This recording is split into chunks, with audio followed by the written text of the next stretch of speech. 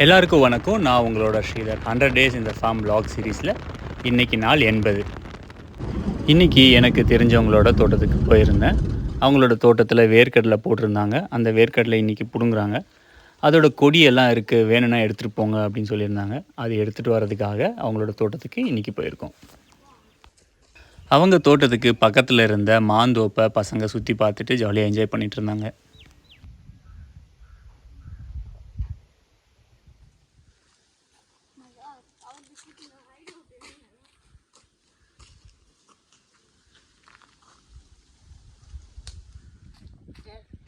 Freshly cut.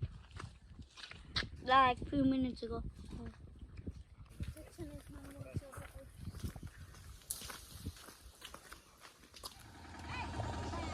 வேர்க்கடலை பறிக்க வந்தவங்க எல்லாரும் அவங்களோட வேலையை முடிச்சுட்டு ஆட்டோவில் கிளம்பி போயிட்டாங்க. அதுக்கப்புறமா நம்ம போய் அந்த கொடியெல்லாம் எடுத்து ஒரு ஓரமாக போட்டு வைக்க போகிறோம். வேர்க்கடலை பறிக்கும்போது ஒவ்வொரு இடமா போட்டு பறிச்சுட்டே வருவாங்க. அதனால் கழனி ஃபுல்லாகவே இருக்கும். அதை எல்லாமே ஒரு இடமா போட்டு கும்பலாக வச்சுட்டோன்னா அதுக்கப்புறம் டிராக்டரை கொண்டு வந்து நிறுத்திட்டு அள்ளி போடுறதுக்கு வசதியாக இருக்கும். ஆரம்பத்தில் ஒரு 4 பேர் சொல்லியிருந்தோம், ஆனால் அவங்க வர்றதுக்கு ரொம்பவே லேட் ஆச்சு. அதனால் சரி ஓகே, அவங்க வர வரைக்கும் வெயிட் பண்ண வேண்டாம், சாயந்தரம் ஆகிடுச்சுன்னா வீட்டுக்கு போக முடியாது, அதனால் சீக்கிரமாக நம்ம வேலையை முடிப்பணுன்ட்டு நாங்களே இறங்கி அந்த வேர்க்கடலை கொடியெல்லாம் அப்படியே அசம்பிள் பண்ணி ஒரு ஓரமாக வைக்க ஆரம்பிச்சிட்டோம். நாங்கள் இந்த வேலையெல்லாம் பண்ணிகிட்டு இருக்கிறதுக்குள்ளே வேலை செய்கிறதுக்காக ஆளுங்களும் வந்துட்டாங்க. அவங்க வந்ததுக்கப்புறமா வேலை இன்னும் ரொம்ப ஃபாஸ்ட்டாக நடந்துச்சு. அவங்க வந்ததுக்கப்புறம் நாங்கள் கும்பலாக வச்சுருந்த கொடி எல்லாமே அள்ளி அந்த டிராக்டரில் போட்டு மெரிக்க ஆரம்பிச்சிட்டாங்க. இன்றைக்கி சாயந்தரம் ஒரு மேரேஜுக்கு வேற போக வேண்டியிருந்தது. அதனால் சீக்கிரமாக வேலையை முடிச்சுட்டு கிளம்ப வேண்டியதாக இருந்துச்சு. நல்ல வேலையாக 4-5 பேர் வந்து எங்களுக்கு ஹெல்ப் பண்ணி எல்லா வேலையும் கொஞ்சம் சீக்கிரமாக முடிச்சிட்டாங்க.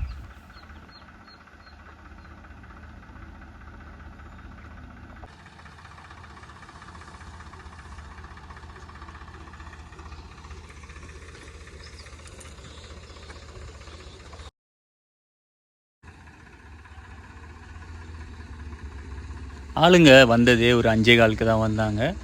எல்லாத்தையும் எடுத்து வச்சு போகிறதுக்குள்ளே ஒரு 6:15 6:30 மணி ஆகிடுச்சு, இருட்ட ஆரம்பிச்சிது.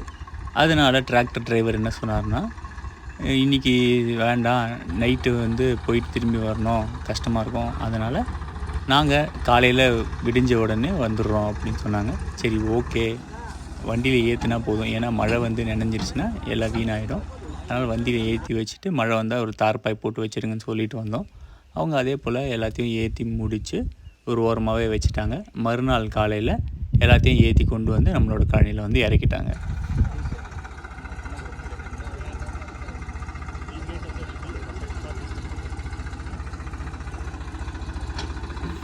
வேர்க்கடலை கொடியெல்லாம் நல்லா டைட்டாக போட்டு மிதித்து ஏற்றி வச்சுட்டாங்க.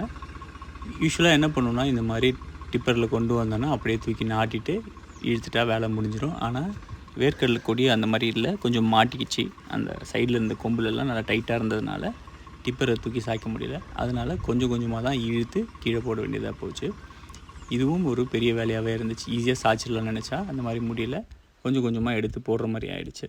சரி, அதுவும் ஒரு நல்ல விஷயந்தான். ஏன்னா ஒரே இடத்துல கும்பலாக போட்டோன்னா எல்லாமே வந்து பூசம் பிடிச்சிரும். அதனால் அங்கங்கே களைச்சி போட்டு அதை காய வச்சுட்டு அதுக்கப்புறம் எடுத்து மறுபடியும் ஒரு போராக போட்டு வச்சுக்கணும்.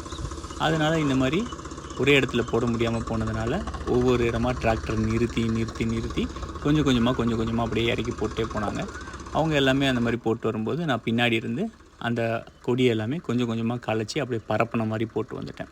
எதுக்காக இந்த மாதிரி பரப்பின மாதிரி போடணுன்னா, அப்போ தான் வந்து வெயிலில் எல்லாமே ஒரே மாதிரி காஞ்சிருக்கும்.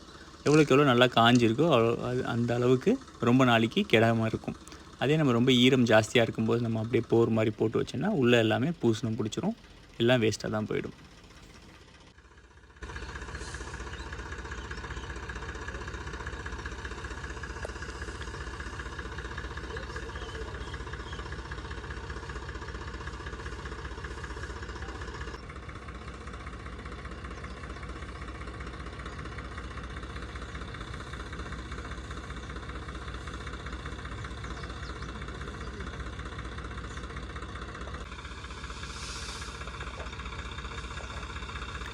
நேற்று சாயந்தரம் அதை ரொம்ப டைட்டாக போட்டு மெரிச்சிட்ருக்காங்க. ஏன்னா வந்து எல்லாத்தையும் ஒரே ட்ரக்கில் ஏற்றிட்டு வந்துடணும் அப்படின்றதுக்காக. இன்றைக்கி காலையில் அது எல்லாமே எடுத்து வெளியே போடும்போது தான் எவ்வளோ டைட்டாக இருக்குன்றது தெரிய வந்துச்சு. நானும் மேலே ஏறி இழுத்து பார்த்தேன், என்னால் எதுவுமே முடியல. அவங்க பாவம் கொஞ்சம் கொஞ்சமாக தள்ளி பொறுமையாக எல்லாத்தையும் இறக்கி போட்டுட்டு இருந்தாங்க. சரி ஓகே, நமக்கு இது செட் ஆகாது அப்படின்னு சொல்லிவிட்டு நான் கீழே தள்ளி போடுறத அதை எடுத்து பரப்பி விட்ற வேலையாச்சும் பண்ணலான்னு அந்த வேலையை பார்க்க ஆரம்பிச்சிட்டேன். ஒரு அரை மணி நேரம் ஆச்சு அது எல்லாத்தையுமே இறக்கி போடுறதுக்கு. எல்லாத்தையும் இறக்கி போட்டு முடித்ததுக்கப்புறம் அவங்க ஜாலியாக கிளம்பிட்டாங்க. ஆனால் அதுக்கப்புறம் தான் எனக்கு டபுள் ஒர்க்கு. ஏன்னா ஃபுல்லாத்தையும் எடுத்து நம்ம கழனி ஃபுல்லாக களைச்சி விடுவோம். அப்போ தான் வெயிலில் நல்லா காயறதுக்கு வசதியாக இருக்குது. அவங்க காலையில் ஒரு 7:30 மணிக்கு முன்னாடியே வந்துட்டாங்க. அதனால் வெயில் ரொம்ப கம்மியாக இருந்தது. இது எல்லாத்தையும் என்னால் ஈஸியாக களைச்சி போட முடிஞ்சுது. இதுவே மத்தியான நேரத்தில் வந்திருந்தாங்கன்னா வெயில் ஜாஸ்தியாக இருந்திருக்கும். எதையுமே களைச்சி போட்டிருக்க முடியாது. அடுத்த நாள் நம்ம பார்த்துருக்கணும். நல்ல வேலை அவங்க ரொம்ப சீக்கிரமாக வந்து நல்லா தான் போச்சு.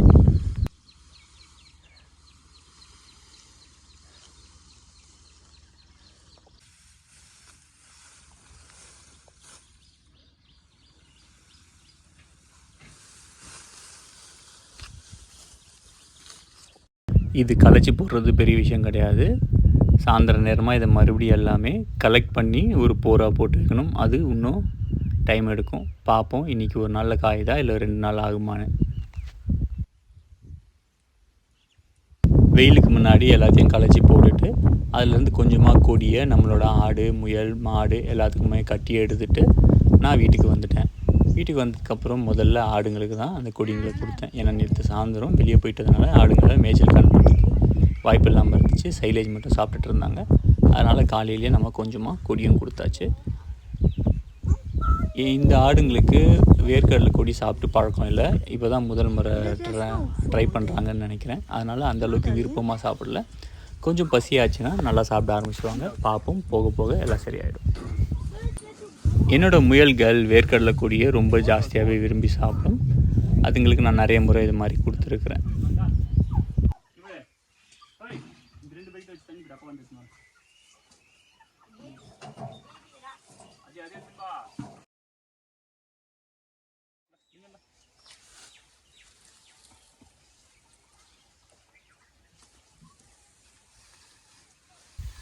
முயல்கள் நல்லாவே விரும்பி சாப்பிட்டுச்சு. மறுபடியும் ஆடுகள் நல்லா சாப்பிட்ருக்கா இல்லையா அப்படின்னு சொல்லி வந்து செக் பண்ணி பார்த்தேன். இந்த முறை அதோட இலைகளை மட்டும் நல்லா கடிச்சிருந்தது. அதோட காம்புகளையும் அடித்தண்டியும் கடிக்காமல் இருந்துச்சு. எல்லாமே வந்து கொஞ்சம் காஞ்சு, அந்த கொடியும் காஞ்சு, ஆட்டோட வயிறும் கொஞ்சம் காஞ்சுதுன்னா எல்லாத்தையும் நல்லா சாப்பிட்ரும். ரீசெண்டாக வந்த வீடியோவில் கொம்புச்சானா என்ன அப்படின்னு சொல்லி ஒரு 6-7 கமெண்ட்டுக்கு மேலே வந்துருந்துச்சு. ஆல்ரெடி எங்களோட சேனலில் கொம்புச்சா எப்படி பண்ணுறது, அதோட பெனிஃபிட்ஸ் என்னன்னு சொல்லி வீடியோ போட்டிருக்கோம். இருந்தாலும் இப்போது நிறைய பேர் புதுசாக வந்திருக்காங்க. நிறைய நியூ இயர்ஸ்க்காக இப்போது கொம்புச்சா எப்படி பண்ணுறதுன்னு பார்க்க போகிறோம். கொம்புச்சா பண்ணுறதுக்கு முக்கியமான ஒரு விஷயம் வந்து நம்மளோட கையும் அந்த பண்ணுற ஏரியாவும் ரொம்ப க்ளீனாக இருக்கணும். எந்த பாக்டீரியல் இன்ஃபெக்ஷனும் வராத அளவுக்கு நம்ம பார்த்துக்கணும். நான் வந்து சிம்பிளாக என்னோடய சோப்பு வச்சு தான் நான் என்னோடய கையை க்ளீன் பண்ணிக்கிறேன். நார்மலான டேப் வாட்டர் எடுத்து சோப் போட்டு 2-3 வாட்டி கையை கழுவி எடுத்துக்கிறேன். கை நல்லா ட்ரை பண்ணிவிட்டு நமக்கு தேவையான இன்க்ரீடியன்ஸை நம்ம வெயிட் போட்டு மெஷர் பண்ணி தனியாக வச்சுக்க போகிறோம். 1 லிட்டர் கொம்புச்சா பண்ணணுன்னா அதுக்கு 100 கிராம் சர்க்கரை தேவைப்படும். நீங்கள் 10 லிட்டர் பண்ணுறீங்கன்னா 1 கிலோ சர்க்கரை தேவைப்படும். நீங்கள் அதிகமாக பண்ண கொஞ்சம் கம்மி பண்ணிக்கலாம். இன்றைக்கி நான் 9 லிட்டர் கொம்புச்சா பண்ண போகிறேன். அதுக்கு 800 கிராம் தான் சர்க்கரை எடுத்துக்கிறேன். இந்த கொம்புச்சாவை சர்க்கரையில் தான் பண்ணணுமா, ஏன் வெல்லத்தில் பண்ண முடியாதா, தேனில் பண்ண முடியாது அப்படின்னு கேட்டிங்கன்னா பண்ண முடியாதுன்னு கிடையாது, கட்டாயமாக பண்ணலாம். என்ன ஒரு பிரச்சனைனா வெல்லத்துலேயும் தேன்லேயும் கலப்படம் ஜாஸ்தியாக இருக்குது. கலப்படன்றது வந்து பாக்டீரியாஸும் சரி, வெளியே இருந்த இம்ப்யூரிட்டிஸும் சரி கொஞ்சம் ஜாஸ்தியாக இருக்குது. அதனால கொம்புச்சா வளர்கிறதுக்கு கொஞ்சம் ஸ்ட்ரகிள் பண்ணும். அதனால் ஆரம்ப கட்டத்தில் ரிஃபைன்டு சுகர் வச்சு நம்ம பண்ணோன்னா ரிஃபைன்டு சுகரில் அந்த அளவுக்கு தேவையில்லாத பாக்டீரியாஸ் இருக்காது. அதனால நம்மளோட கல்ச்சர் நல்லா வரும். அதுதான் ஒரு ரீசன் வந்து ஒயிட் சுகர் யூஸ் பண்ணுறதுக்கு. அதுக்கப்புறமா நம்மளோட கொம்புச்சாவை நம்ம ட்ரெயின் பண்ணிக்கலாம். கொஞ்சம் கொஞ்சமாக வேறு சுகர்ஸ் போட்டு நம்ம ட்ரெயின் பண்ணிக்கலாம். கொம்புச்சா செய்யறதுக்கு நம்ம யூஸ் பண்ணுற பாத்திரம் ஒன்று ஸ்டெயின்லெஸ் ஸ்டீலாக இருக்கலாம், இல்லைனா கண்ணாடி ஜாராக இருக்கலாம். அது ரெடி பண்ணுறதுக்கு நம்ம எது வேணால் யூஸ் பண்ணலாம். பட் ஆனால் அதை ஃபைனலாக வைக்கிறதுக்கு கண்ணாடியில் வச்சிங்கன்னா பெஸ்ட்டாக இருக்கும். எல்லா பாத்திரத்தையும் நம்ம ஒரு வாட்டி சோப் போட்டு வாஷ் பண்ணிவிட்டு அதுக்கப்புறமா மினரல் வாட்டர் ஊற்றி ரின்ஸ் பண்ணி நம்ம வச்சுக்கணும். எதுக்காக அப்படின்னா நம்ம நார்மல் டேப் வாட்டரில் பாக்டீரியாஸ் இருக்கிறதுக்கு வாய்ப்பு இருக்குது. அதெல்லாம் மறுபடியும் மினரல் வாட்டர் வச்சு ரின்ஸ் பண்ணி வச்சிட்டோம்னா நம்மளோட கல்ச்சர் வந்து ரொம்ப க்ளீனாக இருக்கும். அதே போல் எல்லா வேலையும் முடிச்சுட்டு மறுபடியும் ஒரு வாட்டி நான் சோப் போட்டு கை கழுவிக்கிறேன். ஏன்னா நிறைய ஏரியாங்களில் தொட்டிருப்பேன், அங்கேருந்து ஏதாச்சும் பாக்டீரியா தொற்று வரதுக்கு வாய்ப்பு இருக்குது. அதனால் 2-3 வாட்டி இந்த கொம்புச்சா பண்ணுறதும்போது அப்பப்போ நான் சோப் போட்டு கையை கழுவிக்குவேன். நான் யூடியூப்பில் கொம்புச்சா எப்படி பண்ணுறது தேடின இடத்துல எல்லாருமே வந்து என்னென்னா கொம்புச்சா வந்து ஒரு சயின்ஸ் எக்ஸ்பெரிமெண்ட் மாதிரியே தான் பண்ணிகிட்டு இருந்தாங்க. அதை நீ அப்படி பண்ணக்கூடாது, நீ இப்படி பண்ணக்கூடாது, அவ்வளோ இது டிஃபிகல்ட்டு, அப்படி இப்படின்னு க்ளவுஸ் போட்டுக்கோ, அது போட்டுக்கோ, இது போட்டுக்கோட்டு. ஆனால் ஒரு சிம்பிளான ஒரு விஷயந்தான், நீங்கள் என்ன தான் போட்டாலும் அந்த பாக்டீரியாவெல்லாம் உங்களால் 100% அழிக்க முடியாது. அதை வந்து நம்ம கம்மி பண்ணிக்கலாமே தவிர சுத்தமாக அழிக்க முடியாது. அதுதான் ஒரு விஷயம். அதே போல் ஸ்டார்டர் பண்ணும்போது தான் உங்களுக்கு இவ்வளோ கஷ்டமாக இருக்கும். ஒன்ஸ் நீங்கள் அதை பண்ண ஆரம்பிச்சிட்டிங்கன்னா அதுக்கப்புறம் அது ரொம்ப ஈஸியாகவே வந்துடும். ஏன்னா அதில் வந்து pH லெவல் ரொம்ப கம்மியாக இருக்கும். அதில் வந்து மற்ற பாக்டீரியா இருந்தால் கூட அது வளர்கிறதுக்கு வாய்ப்பு கம்மியாக இருக்கும். இப்போது நம்ம தண்ணியை அளந்து அதை வந்து சூடு பண்ணிக்கிறோம். நம்ம 9 லிட்டர் தண்ணி நமக்கு தேவை. அதனால் ஃபஸ்ட்டு என்ன பண்ணுறேன்னா ஒரு 3 லிட்டர் தண்ணியை மட்டும் நான் சூடு பண்ணிக்கிறேன். இன்றைக்கி நான் வந்து ஃபில்டர்ட் வாட்டர் யூஸ் பண்ணுறேன். அதனால் எல்லா தண்ணியும் நான் கொதிக்க வைக்கல, ஓரளவுக்கு தண்ணி மட்டும் வச்சுக்கிறேன். அதே போல் இன்றைக்கி வந்து கொஞ்சம் சீக்கிரமாக நம்ம கொம்புச்சா பண்ணணுன்றதுக்காக அதோட சூடு ஆறணும் அப்படின்றதுக்காக நான் ஒரு 3 லிட்டர் மட்டும்தான் தண்ணி கொதிக்க வைக்கிறேன். மீதி இருக்கிற 6 லிட்டர் தண்ணி ரூம் டெம்பரேச்சர்லேயே இருக்கும்.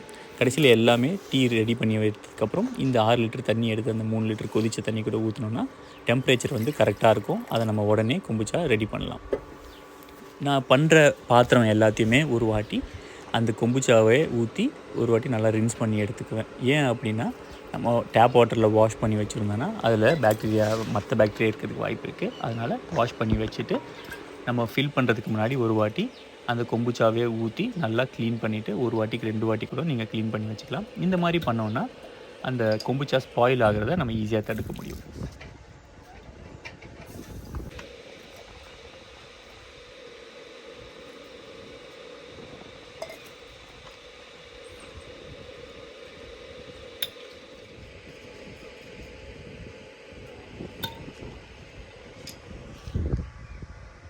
கொம்புச்சாவில் 2 ஃபெர்மெண்டேஷன் இருக்குது. இப்போ நம்ம பார்க்க போகிறது செகண்ட் ஃபெர்மெண்டேஷன். இப்போ நான் ஜாரில் வச்சுருக்க கொம்புச்சா வந்து ஒரு வாரத்துக்கு முன்னாடியே செஞ்ச கொம்புச்சா, அதை எடுத்து நான் இப்போ பாட்டிலுக்கு ட்ரான்ஸ்ஃபர் பண்ணிக்கிறேன். நம்ம கொம்புச்சா ஃபஸ்ட்டு பண்ணும்போது சிம்பிளான ப்ராசஸ் தான். டீ எடுத்து தண்ணியில் ஊற்றி கொதிக்க வச்சு அதை சக்கரை போட்டு அதில் இந்த பாக்டீரியாவை இன்ட்ரடியூஸ் பண்ணுறோம். தயிருக்கு எப்படி நம்ம ஊற்றுறோமோ அதே போல் இதுக்கு பாக்டீரியா இன்ட்ரடியூஸ் பண்ணிடுவோம்.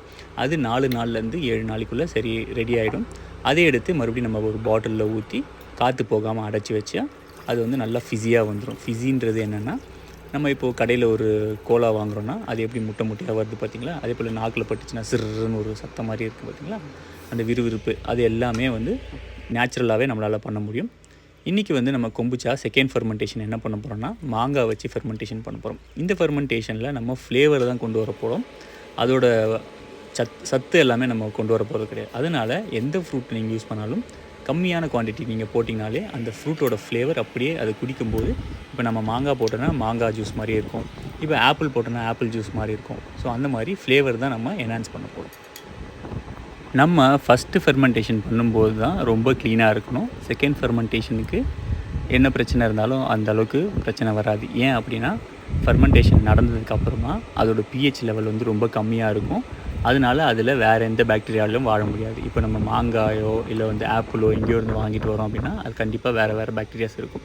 அதை நம்ம அப்படியே கட் பண்ணிவிட்டு கொம்புச்சாக்குள்ளே போட்டோன்னா கொம்புச்சா கெட்டு போயிடாதானா செகண்ட் ஃபெர்மெண்டேஷனில் கெட்டு போகிறதுக்கான வாய்ப்பு ரொம்ப ரொம்ப ரொம்ப கம்மி. Papa, mummy said you want to put.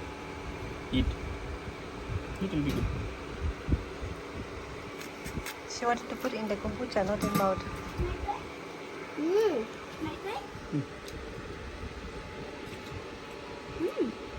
And it's just hard, like kombucha ஒரு அசிடிக் ஃபுட்டு, சரிங்களா? ஆனால் அதை நம்ம உடம்புக்குள்ளே எடுத்துக்கிட்டோன்னா நம்மளோட பாடியோட அல்கலைன் கண்டென்ட்டை வந்து அது இன்க்ரீஸ் பண்ணும். நம்மளோட பிளட்டில் வந்து அல்கலினிட்டி இன்க்ரீஸ் ஆகும். நம்ம பிளட்டில் அல்கலினிட்டி இன்க்ரீஸ் ஆச்சுன்னா நமக்கு நோய் எதிர்ப்பு சக்தி ஜாஸ்தியாக இருக்கும். எந்த பாக்டீரியாவோலையும் அதை தாக்கிறதுக்கு கஷ்டப்படும். இதுதான் ஒரு சிம்பிள் கான்செப்ட் கொம்புச்சாவோட பெனிஃபிட்ஸு. இதே போல் நிறைய பெனிஃபிட்ஸ் இருக்குது. கொம்புச்சா வந்து ஆன்டி ஆக்சிடென்ட்ஸ் இருக்குது. அதே போல் வந்து உங்கள் பிளட்டை ப்யூரிஃபை பண்ணும், உங்கள் ஸ்டொமக்கில் கட் பாக்டீரியாவை இம்ப்ரூவ் பண்ணும். இந்த மாதிரி நிறைய விஷயங்கள் இருக்குது கொம்புச்சா பற்றி. இப்போது நம்ம ஜாரில் இருந்த கொம்புச்சா ரெடியான கொம்புச்சாவை நம்ம பாட்டிலுக்கு ஊற்றி வச்சுட்டோம். இப்போ ஜார் சும்மா இருக்குது. இப்போ அந்த ஜாருக்கு நம்ம டீ ரெடி பண்ணி அந்த ஜாரில் ஊற்ற போகிறோம். அது ஒரு வாரம் கழித்து கொம்புச்சாவாக மாறப்போகுது. நம்ம ஆல்ரெடி 3 லிட்டர் தண்ணி அளந்து வச்சுருக்கோம். அதில் நம்ம அளந்து வச்சுருக்க டீயை போட போகிறோம். டீ வந்து 1 லிட்டர் நம்ம டீ பண்ணணுன்னா அதுக்கு 10 கிராம் க்ரீன் டீ நம்ம யூஸ் பண்ணிக்கலாம். க்ரீன் டீ தான் யூஸ் பண்ணணுமானா இல்லை நீங்கள் பிளாக் டீயும் யூஸ் பண்ணிக்கலாம். ஆனால் டஸ்ட் டீ யூஸ் பண்ணாமல் லீஃப் டீயாக யூஸ் பண்ணால் ரொம்ப நல்லாயிருக்கும். நம்ம தண்ணி கொதிக்க வைக்கும்போது ஃபுல்லாக கொதிக்கக்கூடாது. ஒரு 90 டிகிரி செல்சியஸில் இருக்கிற மாதிரி நம்ம தண்ணி வச்சுக்கிட்டோன்னா கரெக்டாக இருக்கும். நம்ம டீ போட்டதுலேருந்து ஒரு 2 நிமிஷம் தான் வெயிட் பண்ணணும். அதுக்கு மேலே நம்ம வெயிட் பண்ணோன்னா அந்த டீ வந்து ரொம்ப கசப்பாக மாறும். அதனால் 2 நிமிஷத்துக்குள்ளே அதை எடுத்து வடிகட்டிடணும். இதுதான் ஒரு சிம்பிள் ட்ரிக் நல்ல கொம்புச்சா பண்ணுறதுக்கு. நிறைய யூடியூப் வீடியோஸில் நீங்கள் 10 நிமிஷம் பாயில் பண்ணுங்கள் அப்படின்னு சொல்லுவாங்க. 10 நிமிஷம்லாம் நீங்கள் ஊற வச்சிங்கன்னா அந்த கொம்புச்சா வாயிலே வைக்க முடியாது, அவ்வளோ கசப்பாக இருக்கும். இப்போ நம்ம டீயை வந்து ரெடி பண்ணி வச்சாச்சு, வடிகட்டி வச்சுக்கிட்டாச்சு. அது ரொம்ப சூடாக இருக்கிறதுனால அதை ஆறட்டும்னு கொஞ்சம் விட்டுருக்குறேன். இதுக்கப்புறமா அந்த டீயில் இப்போ நம்ம 3 லிட்டர் டீ ரெடி பண்ணியிருக்கோம். அதை வந்து நம்ம 9 லிட்டர் ஆக்க போகிறோம். அதுக்கு இன்னொரு 3 லிட்டர் பாத்திரத்தை தண்ணி எடுத்து நம்ம அளந்து வச்சுருக்க சர்க்கரையை போட்டு நல்லா கலக்கி வச்சுக்க போகிறோம்.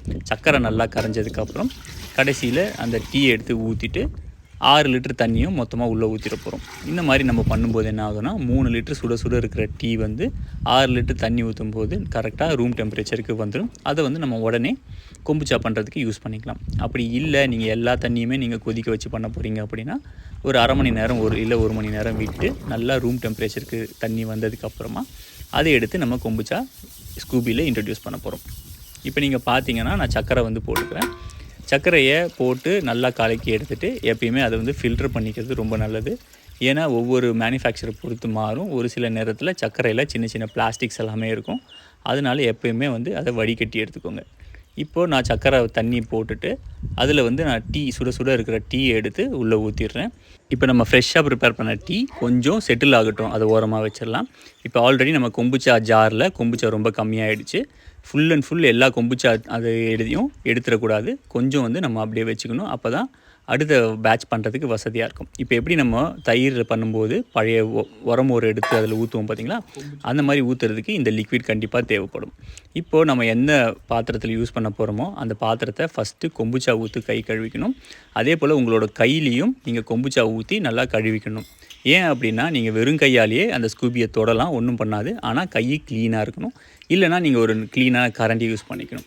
எனக்கு இந்த மாதிரி கையை தொட்டு பார்க்கும்போது அதோட ஃபீல் ரொம்ப நல்லாயிருக்கும். கொம்புச்சா வந்து ஹெல்த்தியாக இருக்கா இல்லையான்னு சொல்லி கண்ணில் பார்க்கறத விட தொட்டு பார்க்கும்போது அது நல்லாவே தெரியும். அந்த ஒரு விஷயத்துக்காக என்னோடய கையை நல்லா க்ளீன் பண்ணிவிட்டு கொம்புச்சா போட்டு வாஷ் பண்ணிவிட்டு அந்த கொம்புச்சாவை நான் தொட்டு பார்ப்பேன்.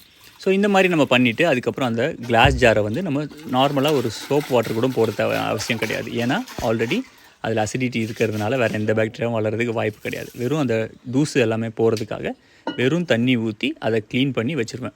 இப்போ நான் ஊற்றுனது வந்து ஃபில்டர்டு வாட்டர், அதனால் எந்த கவலையும் கிடையாது. இதுவே நீங்கள் டேப் வாட்டர் ஊற்றி கழுவினீங்கன்னா மறுபடியும் அந்த ஜாரை கொம்புச்சா ஊற்றி ஒரு அலசி கீழே ஊற்றிட்டு அதுக்கப்புறமா நம்ம அதில் டீ ஊற்றிக்கலாம். இப்போது நான் அதுக்கு என்ன பண்ணுறேன்னா ஆல்ரெடி இருக்கிற கொம்புச்சாவை ஒரு வாட்டி ஊற்றி அந்த ஜாரை மறுபடி நான் வந்து டிஸ்இன்ஃபெக்ட் பண்ணிக்கிறேன். கொம்புச்சா அசிடிக் தன்மை உள்ளது, அதனால் அதுக்குள்ளே ஏதாவது தவறுதலாக வேறு ஏதாச்சும் பாக்டீரியா இருந்தால் கூட அதை வந்து அழிச்சிடும். இப்போது க்ளீன் ஆகிடுச்சு ஜாரு. அதில் நம்ம ஃபில்ட்ரு பண்ணி வச்சுருக்கிற ஃப்ரெஷ்ஷான டீயை எடுத்து உள்ளே ஊற்றிக்கிறோம். அதுக்கப்புறமா அந்த ஸ்கூபி, இதுக்கு பேர் ஸ்கூபினா ஒரு பாக்டீரியாவும் ஈஸ்ட்டும் கலந்த ஒரு காம்பினேஷன், சரிங்களா? இது வந்து நல்லா வந்து ஒரு ரவுண்டாக இருக்கும். ரவுண்டாக இருக்குன்ற அவசியம் கிடையாது. பாட்டிலோட ஷேப் என்ன இருக்கோ அந்த ஷேப்புக்கு வரும்.